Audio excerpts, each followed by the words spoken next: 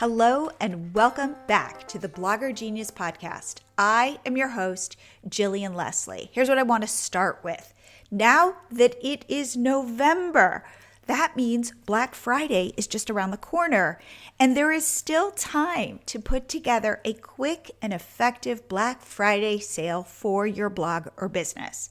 You don't need a huge plan, just my one-page Black Friday guide. It includes an AI prompt to help you come up with a fast product you can make and 7 ready-to-go sales email templates to start selling.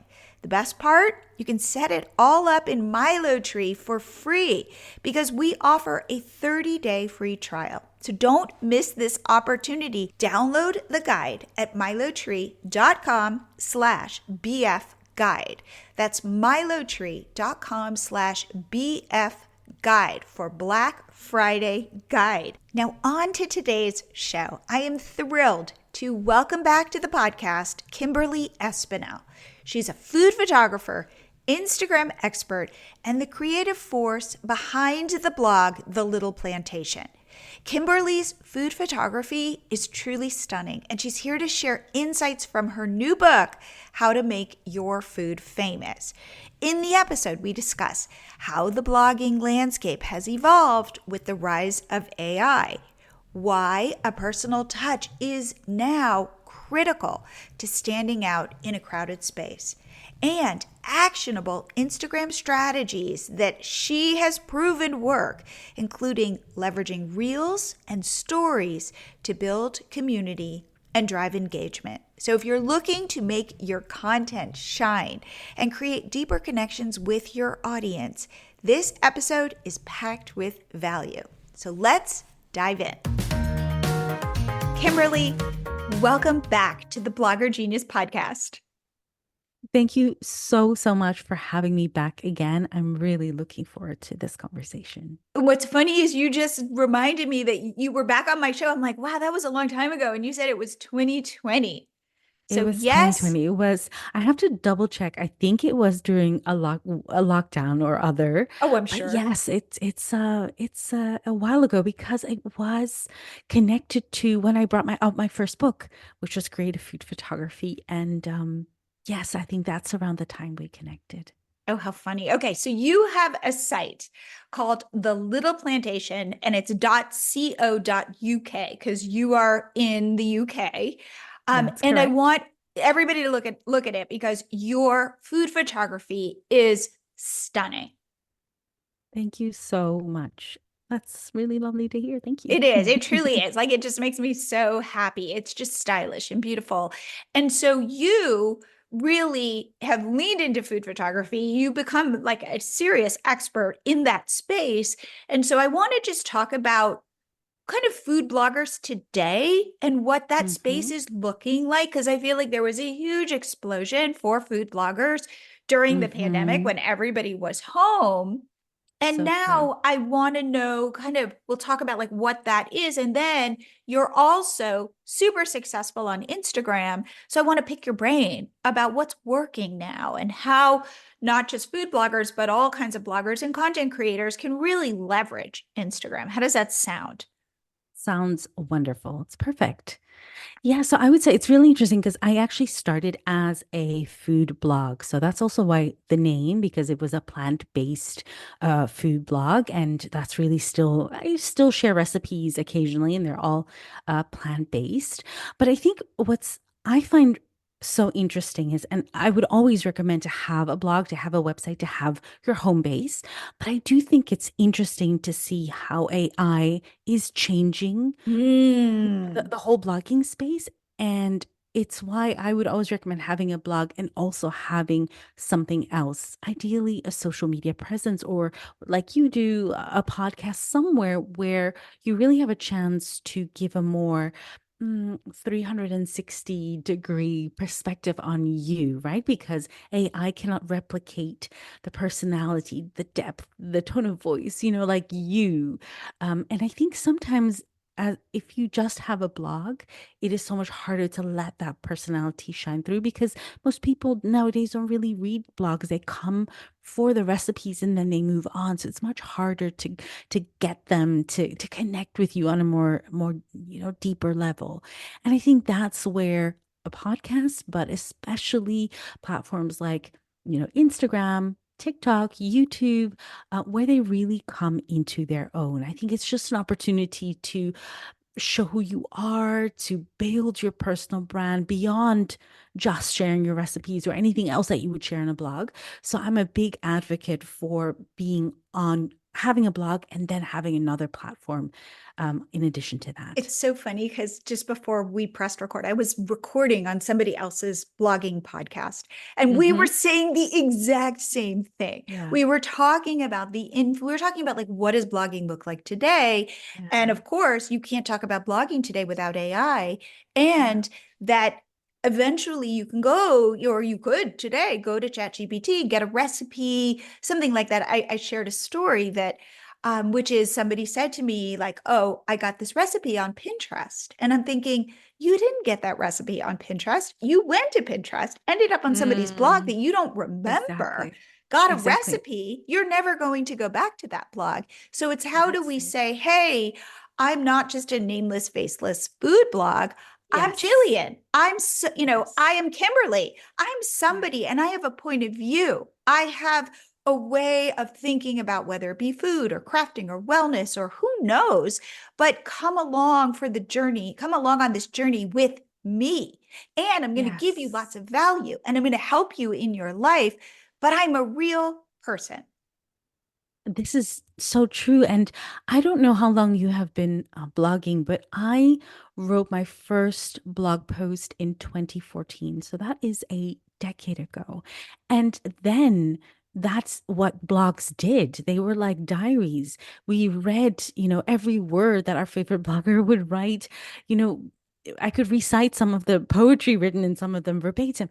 Like we were so connected to them. But that's just not what we go to blogs for anymore. It's very information based, and it's not so much, with a few exceptions, it's just not that connection. We look elsewhere to find that personal, deeper connection, to find community and so on. And I think if you go to where the money is, it Mm, used to be, especially during the pandemic, you could create a food blog, get lots of traffic because you've optimized yes. it for Google and Pinterest, and you didn't care. And those people coming to your blog were either visitors or users. They weren't real Yes. people.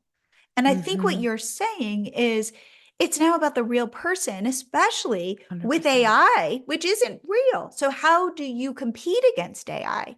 By being real. Exactly. Exactly. That's it. And that actually ties in really nicely with some of the research I did in terms of, well, how do we maximize Instagram? How do we use this platform so that it's a beautiful addition to the blog or a beautiful addition to, say, our podcast or maybe a Substack newsletter or something like that?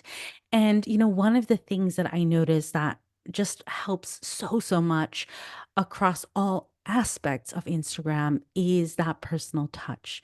So Mm. that could be the fact that you have a voiceover over your reel, or the fact that you show your face in your reel, or the fact that you show up on your Instagram stories.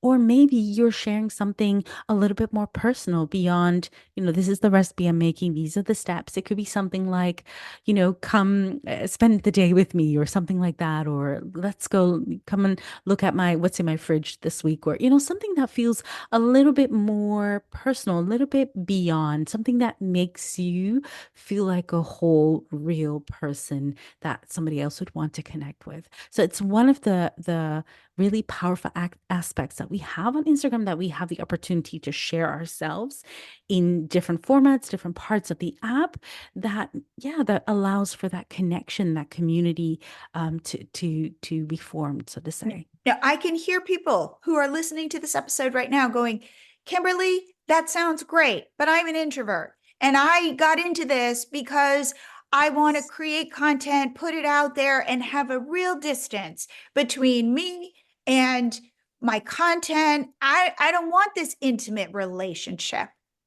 What do you say? I say it's still possible to be successful, but I will be honest, I think it is so much harder. Ooh. I'm so, and it's really hard for me because as you know, I'm very camera shy. I don't like at all being on camera, and there's certain things I just don't like to do. But time and again, when I look at my stats, when I look at I did quite a bit of research for my new book, How to Make Your Food Famous. And when I looked at really the food content creators, food bloggers who were just taking things to the next level, Mm. they all injected a lot of personality. So I know for my Instagram stories, for example, for the longest time, I do a lot of text-based and information-based content on my stories. So a lot of the times what I used to do is I used to have one of my brand colors as the background in my stories, and then I would put text over it. Like, for example, how to earn whatever 10K a month. Do you want to know how to earn 10K a month? So it's a really juicy question. And for years I did that on a brand color background with that kind of, really hook type question. And, it would go down, amazingly well. I'd get lots of views.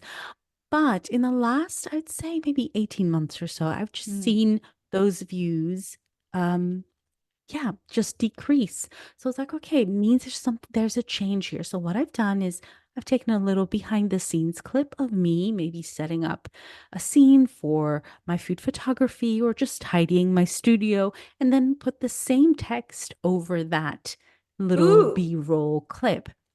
3x views than I ever had Interesting. before. So the exact same text, I've tested this multiple times, exact same question, the juicy thing about 10K a month or whatever it is, or how to get more views on your blog or whatever it is that I know my audience cares about. If it Mm-hmm. is on a colored screen, Mm-hmm.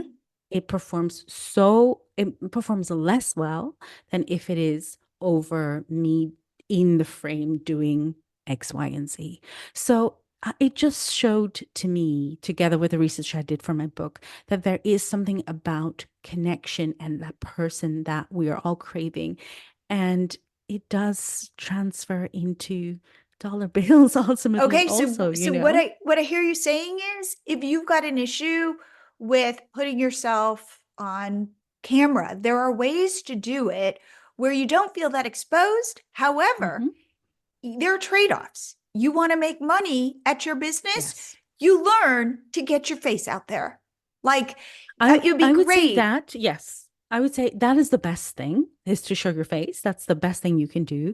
I think if that feels like a really big undertaking, I would urge you to put some energy into beautiful voiceovers. Mm. Really doing voiceovers, showing your personality, maybe telling a story, something that goes beyond now put in a cup of flour and then a cup of whatever, like it has to go beyond that. Because people can Google a simple recipe now Mm. with ease, or even go on Instagram and just type in Victoria sponge cake or something like that and get 120 options. What you want is for them to want to receive that information from you. I And so love that that. element of personality, be it through a personal story, be it through showing your face, be it through a beautiful voiceover, a combination of all of the above, that's really an essential part of finding success on Instagram right now. Okay. Now, for you, who makes her money predominantly, I mean, meaning you have a variety of ways that you make money, but it Hmm. all relates to being a food photographer. Hmm. And That's correct. AI has come on the scene, and AI photographs have come on the scene. And I have heard where food bloggers are like, hey, I can do an ingredient shot using AI. And then it becomes maybe I could use AI to create my pie, my finished pie. Hey, like I don't need to be behind my camera anymore, and I can just get really good at being a prompt engineer. What do you say to that? I think it may be that we're going to get to that point. We're not at that point yet. And also, what I have noticed is that there's been a lot of pushback from clients and also from, say, publishers. So I photograph a lot of cookbooks who specifically put in their contracts that they do not want AI used. So that's something to flag that might change, especially because potentially you'd be able to do the job quicker and therefore more, financially efficient for them. But right now, there's a lot of pushback from clients because the certain prompts and things that you use, and then the information that AI uses, in theory, that will be information, visual information available to a whole host of people. And nobody wants a brand photo that looks exactly like that of their competitor. So we're not there yet. But let's see where we go. So I think there's still a lot of space for people to actually do real food photography work. But also, there's a lot of times where it goes back to what we were just talking about, where it's really about clients wanting to work with you because they like Mm. the client experience, they like the signature look that you've created, all those kind of things. So I think I've had that happen a lot, that people hire me because they've seen my Instagram content, or they feel like they can trust me with their brand, or whatever the case may be. So yeah. So if in, let's say, 5 years, you find that AI has gotten so good and that you, Kimberly, become a prompt engineer, what you're saying to me is that might not be ideal, but because I'm Kimberly, I can switch, my skills, and people will still, though, hire me because of me.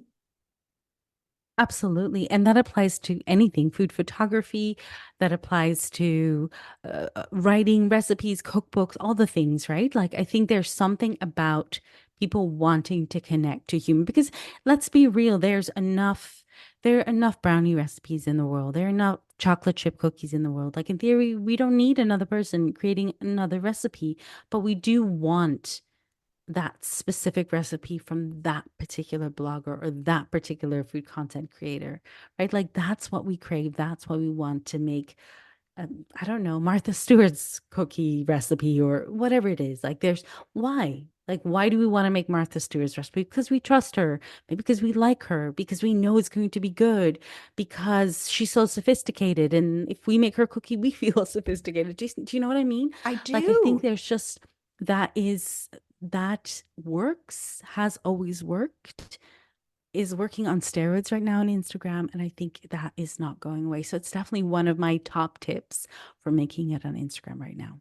Is to be real, is to To be real, to show show to yourself, show to what have a you personal you know element. Yes. I was reading something that we need to see people in real life, and we need to like hug people, because weirdly we're picking up pheromones without even knowing Mm-hmm. it. Mm-hmm. So I cannot hug you right now, but I get like the next best thing. And so it's Mm-hmm. probably telling my brain, like, I have a new friend and we're having this like nice conversation and we're smiling at each other. Mm-hmm. And so while I might not smell you right now, it will like make me happy in the day because I had a real Mm-hmm. connection. And I think we're Mm-hmm. wired for this. And what I say to For sure. bloggers who get kind of even food bloggers who've seen like traffic hits and things, and they go, why am I doing Mm. this, especially with AI?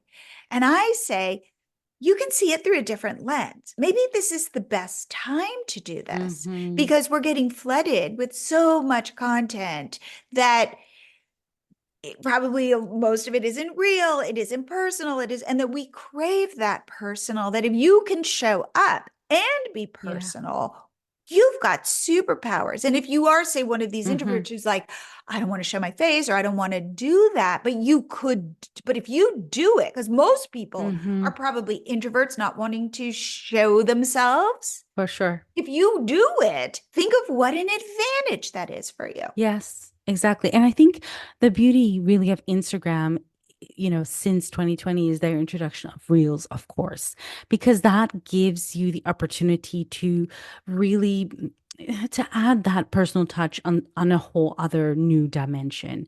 Like for example, let's use the reel as an example. You get to pick the song that is the background music or the audio really of the reel. And so, I always choose songs that mean something to me, that I like, that I want to dance to, or whatever, whatever makes me feel something. That is always what I use as music. Whereas if you go to one of my friends, say Betsy from Stems and Forks. She loves classical music. You will never hear classical music on my reels because that's not my jam. But so I always inject something. I like putting Latin music because, I'm of that background. So, those kind of things, my voice, I have a very particular You voice, do. It's like way of I want you to explaining. talk to me before I go to bed. I feel like it would But soothe me into sleep.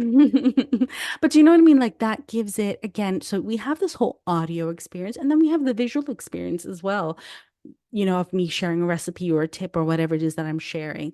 And then we also get the chance to actually go further and write a caption too, and maybe explain things more thoroughly that we can't in a, say, 10, 15, 20-second reel. Like there's so many different ways Mm. of you to use the platform that is Instagram to express to express yourself. And I think it is just phenomenal. It's just phenomenal. And also, if there's anybody tuning in who's much more into photography, now on Instagram you can do carousels, so it's like a multitude of photos and those kind of things. You can put text overlay. There's so much opportunity to be creative and to and through that grow on Instagram in a way that we haven't been able to grow for the last, I don't know, 6 7 years. Like there's phenomenal growth and virality that is possible on Instagram now through reels, through all these different mediums.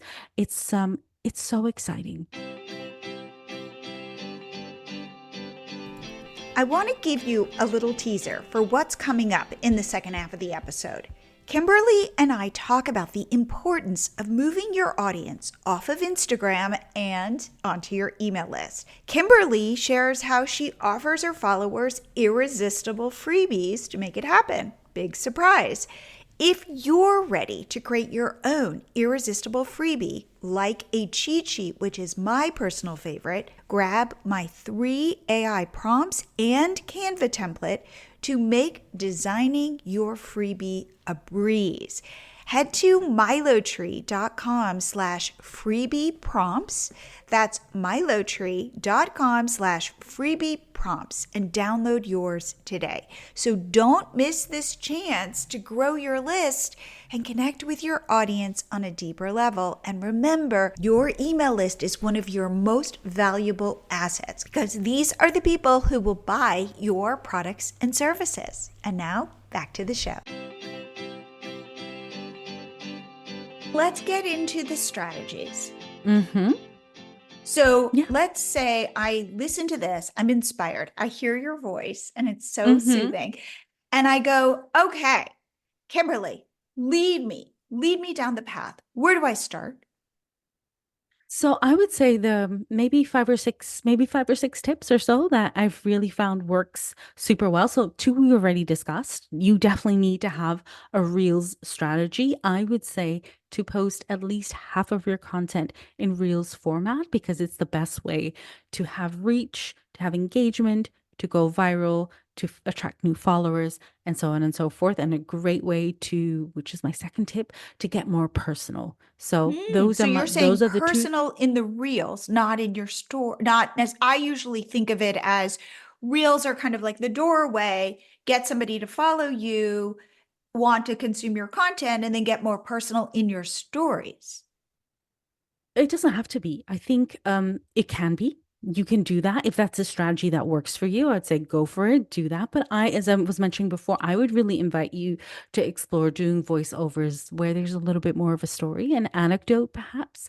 Maybe get ready with me or spend the day with me or a day in the life or any kind of more personal content. And I actually think it's helpful because those that kind of content gives you a little bit of a break from recipe development and creation, like doing a little fridge tour is actually much less work than Mm. developing a whole recipe and filming that and all sorts. Like gives you a little bit of a break, yet still is engaging content.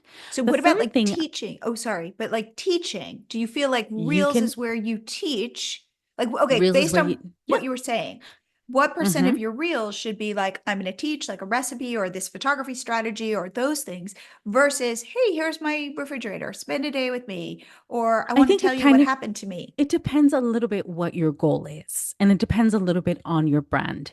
So I like to do the majority of my content teachable moments. So I do a lot of how to create a beautiful reel or how to improve your food photography because that's my brand and that's connected to what I want to sell, which is my courses, my books, and so on and so forth. But if I'm looking to do more influencer work, aka Mm. working with brands, I want to do a little bit more of that personal stuff so that people feel connected to me and they're going to end up, you know, taking my word for the fact that that's the best stand mixer or that is the blender they need. They're going to click through there, so it kind of depends a little bit on what your end goal is. But what I would say is half of your content at least needs to be reels.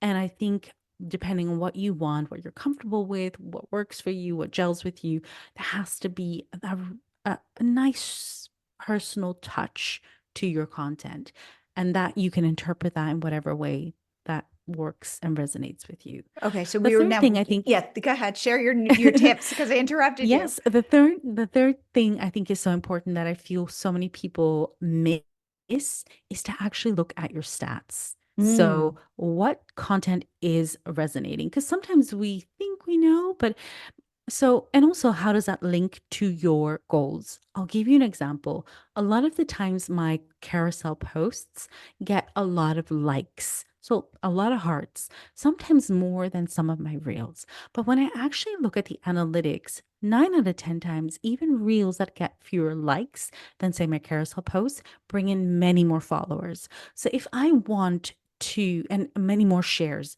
So, if my goal for the quarter or the year, whatever, is to grow my followers, then I actually need to do more reels, even though, on the surface of it, my carousels might be looking like they do better. And on that note, if I want to again grow my audience, then I need to look at for this quarter, this month, this week, however it is that you do your analytics to actually see like out of all the content I posted, what was the common denominator of the 3 or 4 best performing reels? Mm. Was it the hook? Was it because I used trending music? Was it because I was teaching something? Was it because of the voiceover? And so on and so forth. Like really dissecting so that you can replicate it and almost create like a blueprint. So, yeah, so that's another thing. Really, it's so important to look at your stats, not just for your grid content, but also for your stories. Mm. Okay, and then Making have you? sense so far? Yes, totally. Any more Okay. tips? Yes, loads. Let me just look at my yes. So another big thing that I have seen work wonders on Instagram, and this I think is important for anybody who has a blog or newsletter or anywhere that you want to guide people to, aka you want to move them off Instagram to click through. Historically, it has been so difficult to do that.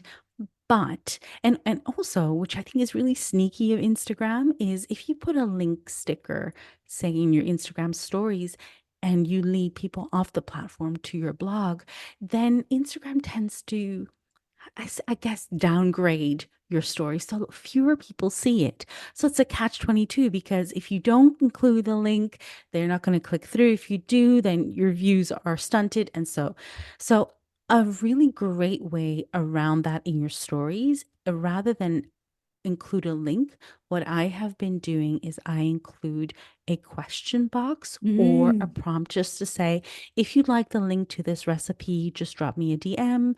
Or if you use ManyChat, which a lot of people do, just drop the word Victoria sponge cake or whatever it is that the prompt word is. And that again, I've seen my stories 5x through that because, of Mm. course, every time people comment or they use the question box and I play around with it, I find comments work better than the question box for me, but that's something you'd have to explore.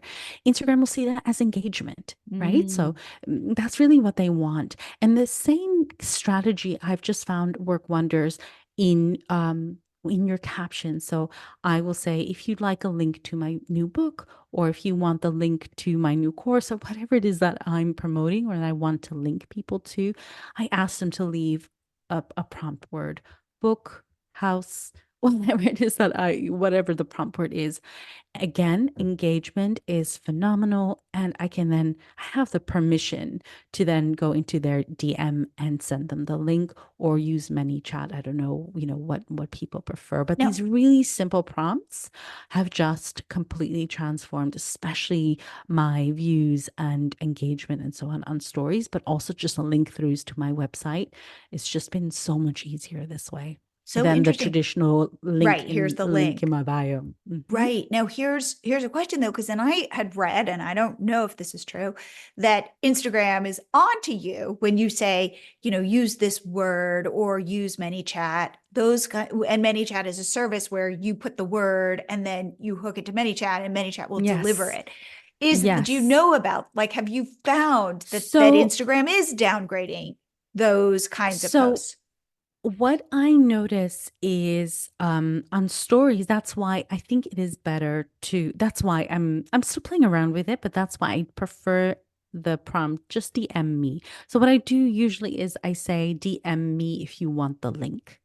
And so what happens is some people will will DM me the word link because they think Mm. that's the word, or they'll say yes please, or if you can send it to me please, I'd love that. So there is a lot of variety there. And obviously, Instagram is not, they haven't clocked that yet. So they read that 100% as, as proper engagement. With, I don't use ManyChat myself. So I do everything manually because I kind of wanted to test the waters first. And, I think it is allowed. I still get really good engagement with it, but I think it just needs the reel itself needs to deliver what it needs to deliver on the platform, Mm. ideally. So it could be that you share a recipe, for example, and you share the recipe in the caption. And you say, but if you'd like to have the gluten free version, or, there has to be something else so that you deliver as much value as you can there. And anybody who wants to go the next step, or Right. they want the print outables or whatever it is, then I think that is the secret sauce, because you'll still get regular engagement and Right. you'll also get people wanting to click through. So Does that tell make me then, yeah, sense? totally. Tell me then what you recommend. How many reels a week?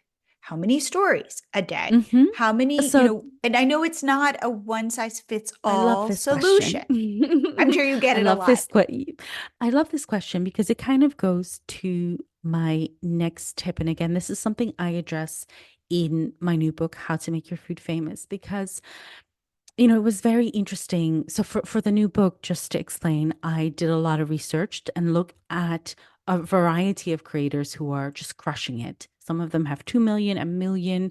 Some of them just started a year ago and have over 250,000 followers. I really wanted to get a sense of how they got there. And in the process, of course, I also had the opportunity to speak to all of them, to get to know them, their businesses, and so on. And what was interesting for me was that some of them were loving it and enjoying the entire process, but there were also quite a few of them who had gone through periods of real burnout and, just had lost the love for Hmm. what they did. And so it made me, there's a bit in the book about consistency. Hmm. Yeah, how can we be consistent, in this fast-paced world, without losing the love for what we do, without losing time with our families, without burning out, and so on. And so for me, there's a balance to be struck between consistency and also honoring your own limitations. So I could say to you, post 3 times a week, come hell or high water, it's so important, you're going to grow. And it is true. But if it comes at the cost of your well-being, of your mental health, and those kind of things, then it's not sustainable. And so Mm. my advice would be to post in a way that is sustainable for you, that brings you Mm. joy, that keeps that creative spark going. I have found that if you have a real connection with your audience because you're sharing something personal, you're showing up, you're sharing value, sharing tips, you're creating beautiful recipes. I take the whole summer off. I take the Mm. whole summer off for 6 weeks. I'm with my child. We traveled through the Andes in South America this summer. It was I didn't even have proper internet. And when I came back, my business was still standing. Would it have been advantageous to still post and do this, that? But yes, but I wanted to be present. I wanted to switch off. I wanted to come back with renewed passion and energy. And so I wonder, what the consistency and that balance between consistency and living life, that is for everyone to be, to strike their own balance. In an Mm. ideal world, I think 3 times a week is beautiful. But if you're in a phase, if you've just had a baby or something like that, that might not be the phase of life that you're in. And so finding a rhythm that you can maintain and that you continuously review is much more powerful than posting consistently, grow, grow, grow, burnout, burnout, burnout. Mm. So that is another, I think, tip that I have for a long-term, sustainable, beautiful growth strategy on Instagram. Do you feel like you should take all of your reels and share them to your stories? Share them on No. threads? Tell me. So I have to say, I'm not on threads anymore.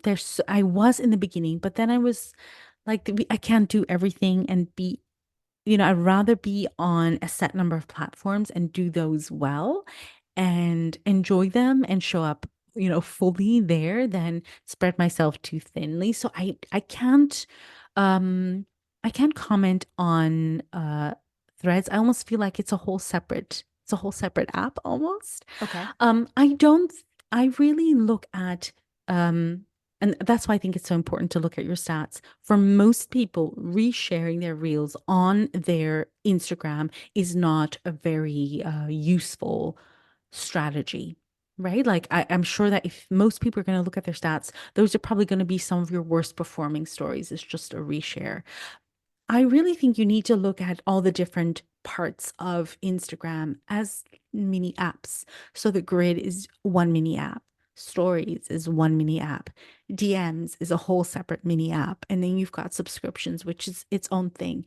And I think what you'll notice if you dig deeper, if you communicate, ask your audience, everybody comes to those different parts looking for different things, Hmm. right? So I think people who come to my stories, they want to get a sense that part to they're getting a glimpse behind the scenes or a little preview or they're connecting with me more deeply. So I try to really create content specifically for stories. Like Mm. I plan it out for the week. These are the bits I'm going to share, a hint here, a behind the scenes there, a poll, a question, a special tip that nobody else is going to see. So people want to come to stories, and Mm. stories are there to for you to build that really strong connection with your audience.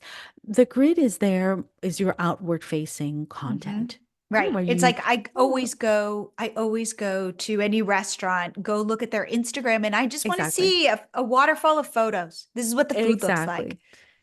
Exactly, right? So you have your highlights, your bio, your reels, your carousels, and so on and so forth. And then DM is a really great way for you to connect deeper, but also I Hmm. think it's a great place to explain on a one-to-one basis what your program is about or why your digital course is so amazing, or maybe like in our cases, why it's worth listening to the podcast. Like what is there to find in the podcast they can't find on Instagram? So it's about answering customer questions. It's about going that, I think it's okay to sell, especially if people ask about it. Um, so it's a whole other thing and it requires a whole other strategy. Wow. Okay, so how often then are you creating stories? I try to create stories about 5 times a week. So I might even show up on stories and not show up on my grid because for me, I I want to have that deep connection Mm, with my audience. That's mm, super important to me. And well, I wouldn't even call them my audience, it's my community mm. ultimately, And right? So, how are you moving people from your community onto your email list if you are? yes, I am. So I share. So thank you. This is another great lead in into how I move people through. So I have two ways that I do that. One is I have a number of freebies, opt-ins that I promote on stories, and it depends. I usually promote things that connect to whatever it is we're selling that quarter. So, for example, this quarter is all about my book, all about my Reels course, so Instagram related. So, the freebie I have for that is the 10 best tools for it to use on Instagram. So, that's the freebie I promote during this quarter. And so, I'll say, if you want this, just DM me and I'm happy to send you the link to grab this freebie, that kind of thing. So, that's a one way. And then the second, and I think I mentioned this last time I was on the podcast, is through challenges, Mm. which is in effect a freebie essentially. So those are the two And ways what that kind of I'm challenge are you? it used to be a food photography challenge. Now it's a food photography and recipe reels challenge. So people have to sign up to the newsletter and then they get a mood board and a challenge. So it could be something like pumpkin or something. You have to create either a food photo or a recipe reel using that ingredient. And then you get judged and there's prizes and all the rest of it. So those are the two ways. It's through opt-ins that I promote in my stories Mhm. or the challenge, which I promote both in my stories, but also on my grid. And the click through for that is always, yeah, it's my biggest mailing list builder is And the how challenge often are you running a challenge? twice a year. Nice. Okay. Mhm. Wow. Well, you are like, okay, so let me kind of summarize what you're saying. Go for it. You are saying that Instagram, as we all know, is a very powerful platform and it's a great way to give people a 360-degree view of you. That's it. And that each part of Instagram you should treat as a separate app, place, hmm goal, hmm those kinds of hmm things. And that reels are really powerful and that Yes, 50% of your time should be on reels. However, then explore kind of what is your grid looking like or like are you doing carousels, things like that. And stories is the way to build more intimacy. that's correct. Yes, And I like that you say, dig into your analytics, like don't be afraid of them because they will tell you a story that 100%. might be different than what you think your story is. 100%. I think it's always a surprise when I usually look at my analytics the end of the month as I plan content for the next month. I'm always surprised. I'm always surprised to see what actually performed well. And to be honest, you know how at the very start, I know I'm talking a lot today, so do sorry, No. Jillian, but you know how at the start I was saying how I had that color, my brand color with a text on it. I was doing this and I was like, why is this not performing? Why is this not performing? I don't understand. It's always worked for me. And then when I looked at the end of the month and I could see those stories were, but when I looked at what was at the top, every single frame was me in the frame, Mm. was me in my studio. I was like, okay, wait a second. What if I take this and the juicy questions and put them together? Let's see what happens. I would not, I was just getting frustrated. Like, this has always worked for me. Why does it not work for me anymore? Why Right. is Right. Instagram Instagram algorithm? hates me now. Instagram hates me. I was like, hold on, the devil's in the detail, or the devil's in the data, I should say. There it is. The answer is staring me up in my face. But if I had not gone into my analytics with a clear mind, I would have completely missed that. And that's Mm. actually my last tip because I know we need to probably bring Yeah, it to a please. close. But be ready to adjust, Mm. adapt, and change. Nothing stays the same. Everything is always evolving, and you can, dig your heels in the sand and be my guest, Or you can go with the flow and be open-minded, explorative, curious, creative, and all the things. I'm sure there are bits here that are timeless that I've shared, but there may be other tips that if I come back in 4 years' time, they will be different Totally tips. There will different. be different Right. things. Right. But I And like that. that's the fun and that's the intrigue and that's what keeps us on our toes. So be prepared to adjust, adapt, and change. I love that. It's if you want to have a business today, especially online, it is all Yes, about being flexible, seeing what works, 100%. digging into your analytics, noticing and that things will change. 100%. Get used to that, or you're in Hmm. the wrong business.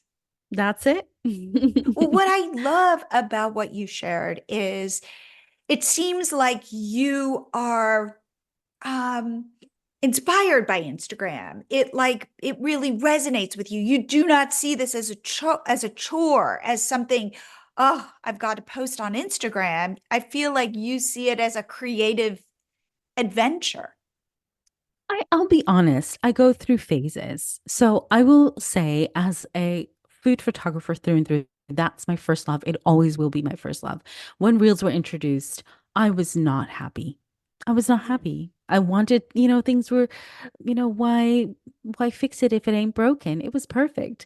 And so it did take me a little while to get my head around it. And then also, I took, as I mentioned, we're recording this now in September. I took the whole summer off and I was itching to come back. So I think I go through moments of resentment and then reignited passion and like it's an emotional roller coaster. So I don't want to paint it as rainbows and unicorns all the time. I get frustrated too sometimes. But then I think we have this unique opportunity to express ourselves, to market our business, Mm. to reach new customers, to make a difference, to tell our food story, all these things that, say, our parents would have never dreamt possible. It's all here. And then I think, dang, we have got it good.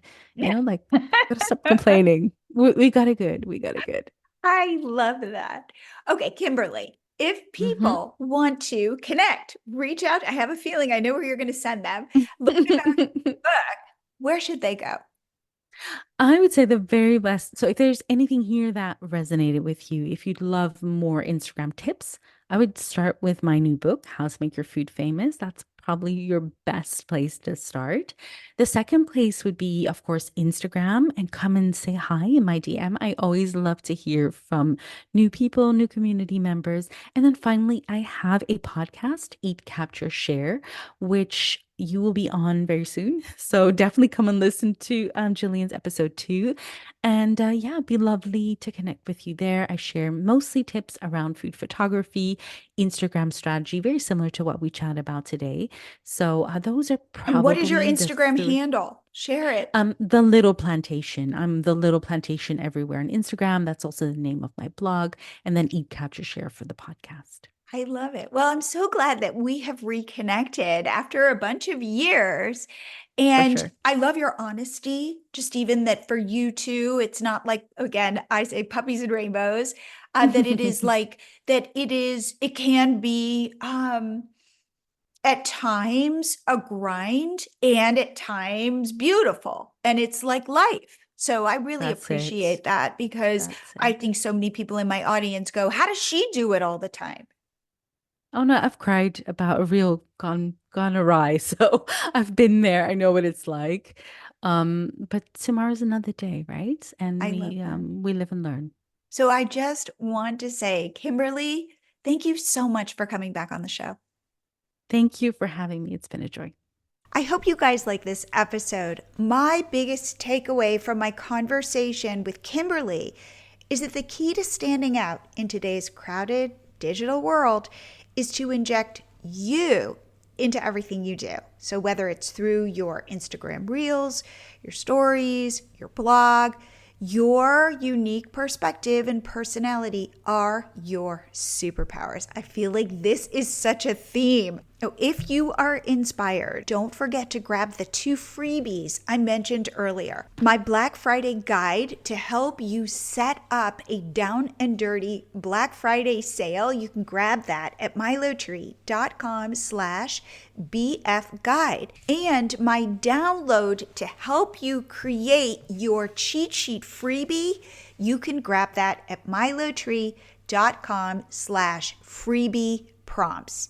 And if you're not already using MiloTree, let me tell you, it is a game changer. At MiloTree, we offer a set of tools specifically for bloggers. We help you sell digital products to your audience, grow your email list with freebies, and increase your social media followers 24/7. And you can't beat our price. Your first 30 days are totally free. Plus, we're real people here to help you every step of the way. So stop building your business like it's 2022 and start building your business like it's 2025. And I will see you here again next week.